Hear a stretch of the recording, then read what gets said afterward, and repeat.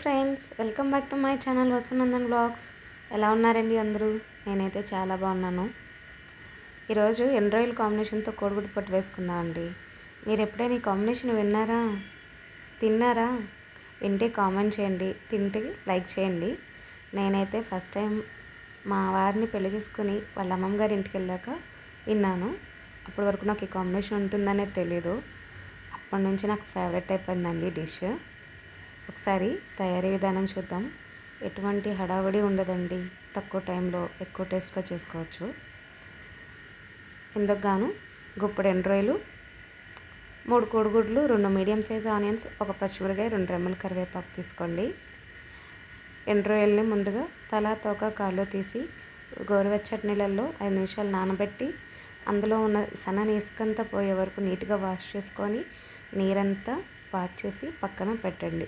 తర్వాత ఉల్లిపాయలు, పచ్చిమిరకాయలు సన్నగా తరుక్కొని ఇప్పుడు పొయ్యి మీద బాండీ తీసుకొని 3 టేబుల్ స్పూన్ల ఆయిల్ వేసుకొని అది హీట్ అయిన తర్వాత ముందుగా కడిగి శుభ్రం చేసిన ఎండు రొయ్యలను, కరివేపాకును వేసి ఎర్రగా వేయించుకోవాలండి.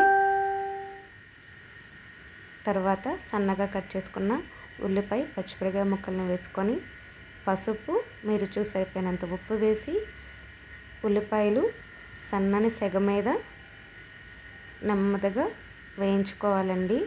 ట్రాన్స్పరెంట్ కలర్ వచ్చే వరకు మగ్గబెట్టుకోవాలి. గుర్తుంచుకోవాల్సిన ఇక్కడ ఒక విషయం, హై హీట్లో పెడితే ఉల్లిపాయ మాడిపోతుంది, అలాగనే ఉల్లిపాయ కూడా మగ్గదు. ఉల్లిపాయ మగ్గిన తర్వాత తీసుకున్న 3 కోడిగుడ్లు పగలగొట్టి వేసి మీ రుచికి సరిపోయినంత కారం,